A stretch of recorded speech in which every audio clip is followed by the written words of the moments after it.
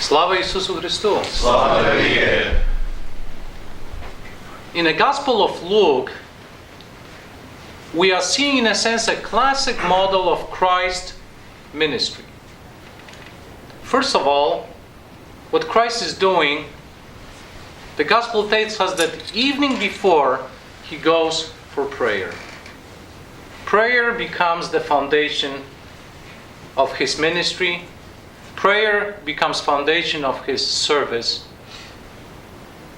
And St. Luke even goes further beyond and says, prayer and conversation with God throughout the entire night. Only by being with God, only by being with the Father who has sent him, he's able to go and minister to those who are flocking to him. He's able to go and minister to those who are searching him. As St. Luke describes in a passage, that they were coming in order to touch him because the great power was coming from him. A great power was coming from Jesus himself. But that passage is even more peculiar and important to each and every one of us regarding the choosing of the 12 disciples. Christ himself has chosen them by name. Christ himself made the decision to choose those 12. As we all know well, in a time of ministry, those 12 in a time will quarrel with Christ. In a time, some of them even will betray him. But Christ is the one who is choosing them by himself. The same choice, the same choosing happened in the life of each and every one of us.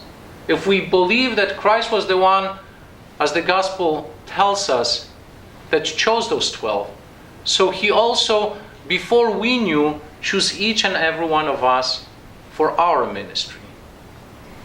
As often the Holy Scripture says, before we were created in the womb of our mothers, he already has chosen our path and our ministry. But in order for us to walk in that vocation and that calling, we almost have to be like Peter from that story on the lake. When he sees a Christ approaching the boat and is asking him, Lord, can I come and walk toward you? And we know what happens. Peter is walking out and capable of walking on the water. He is able to define the principle of natures. He, like his teacher, is capable of walking. But then in one moment, Peter is realizing that he's walking on the water. That in a human sense, he's doing something which is impossible for him to do. And we know that Peter at that moment starts drowning. The same is in our life. As long as we, in our priestly ministry, will walk and always gaze into Jesus himself, as long as we will be able to walk in our life knowing that Christ is the one whom we come to bring to those who need him the most.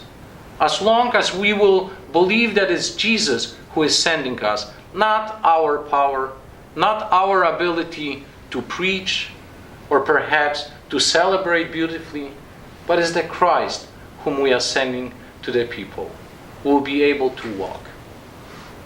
And then, as with Christ himself, perhaps those who come to hear us will come because they will know that the great power of Christ is coming from our ministry and our service.